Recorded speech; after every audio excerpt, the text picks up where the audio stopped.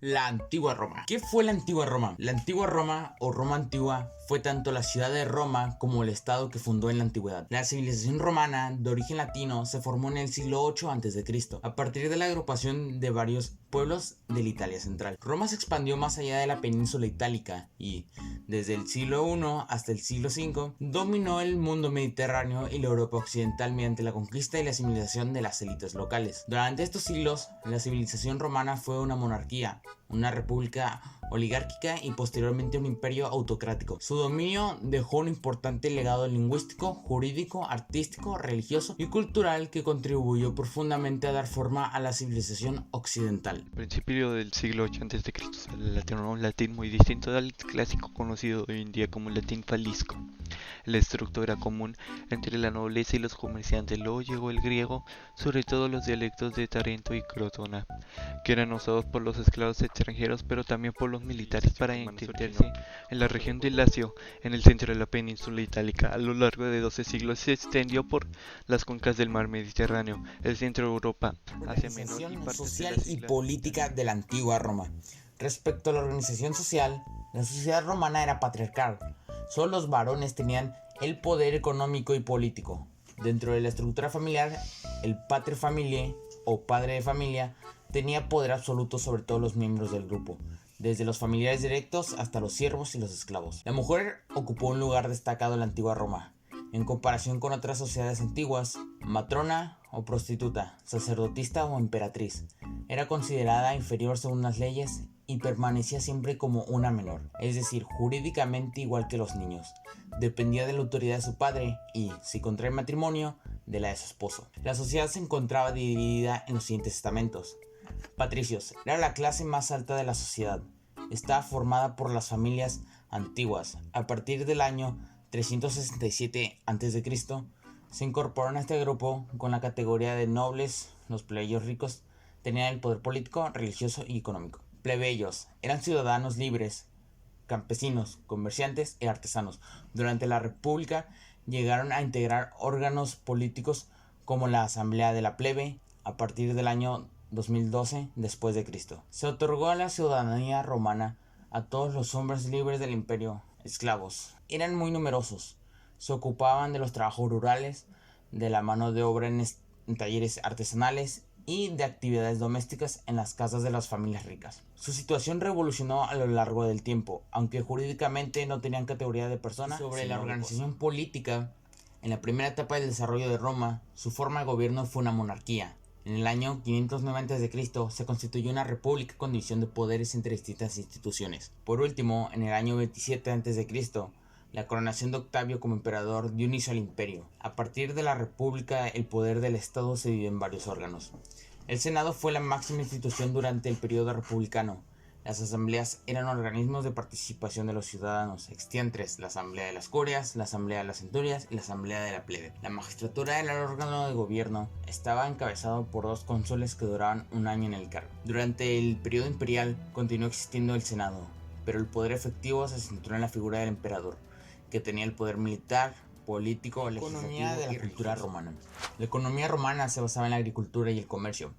Desde finales de la República, la tierra se concentró en manos de latifundistas que vivían en las ciudades y delegaban la administración de estos establecimientos. Lo producido en estas explotaciones se dedicaban principalmente al comercio en los grandes mercados urbanos.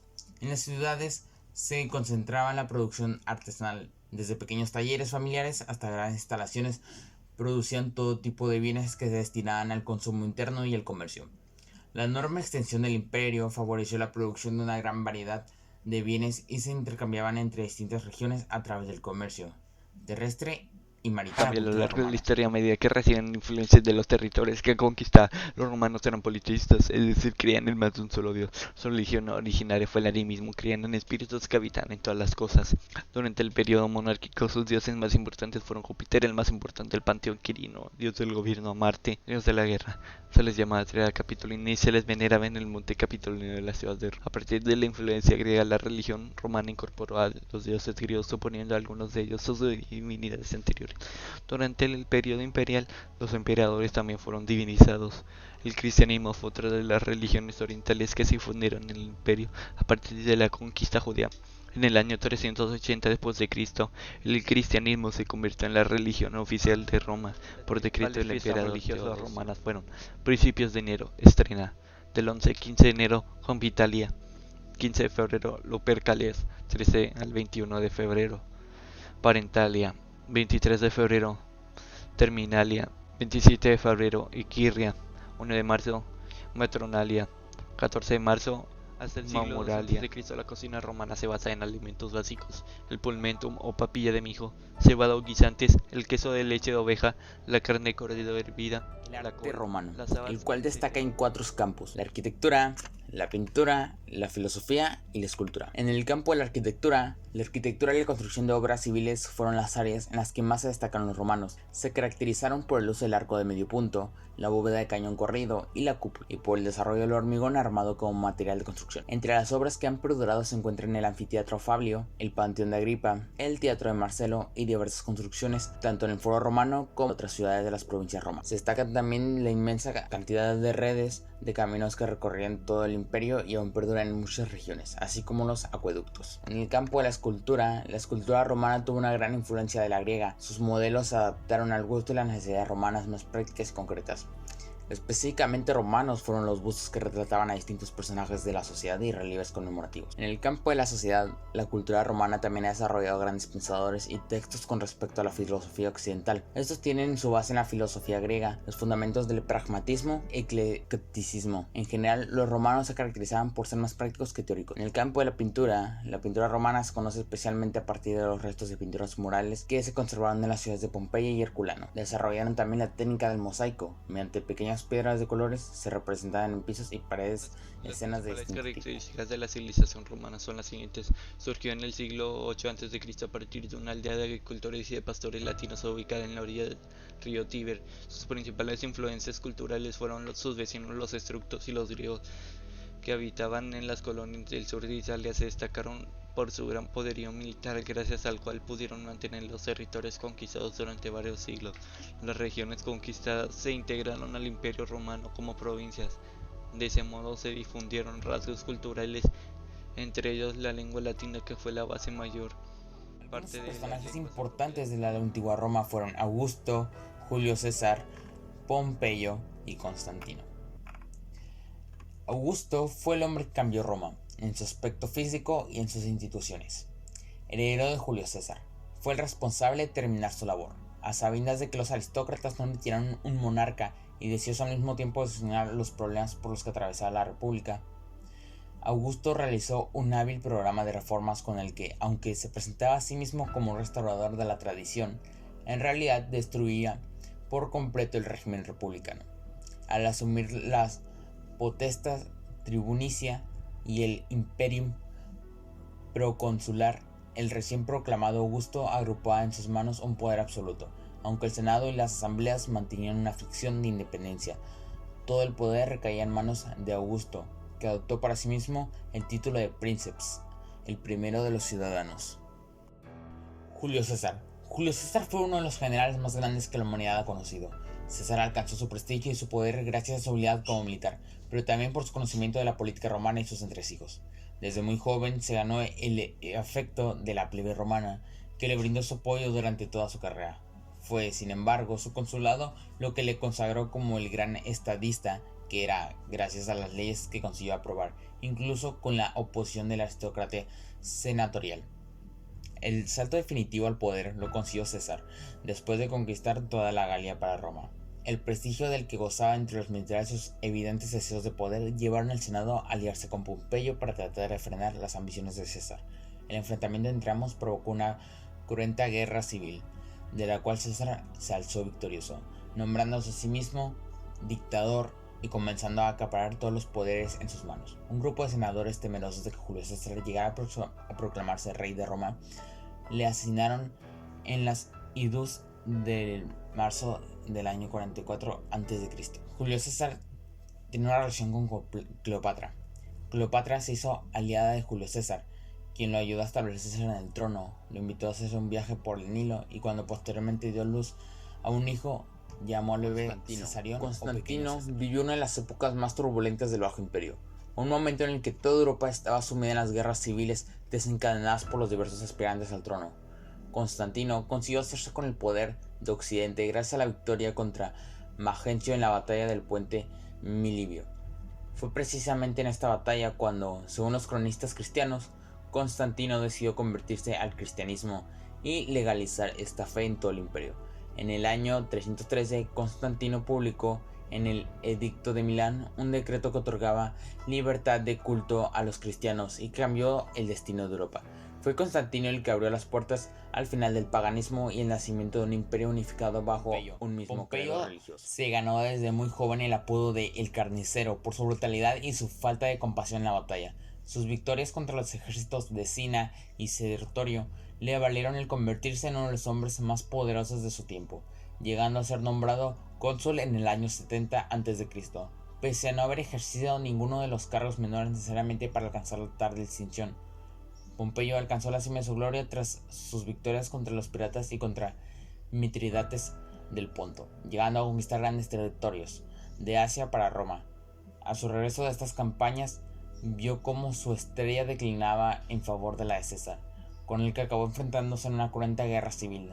Tras ser derrotado en la batalla de Farsalia, Pompeyo escapó romana. En los primeros tiempos no había distinción entre ejército y legión.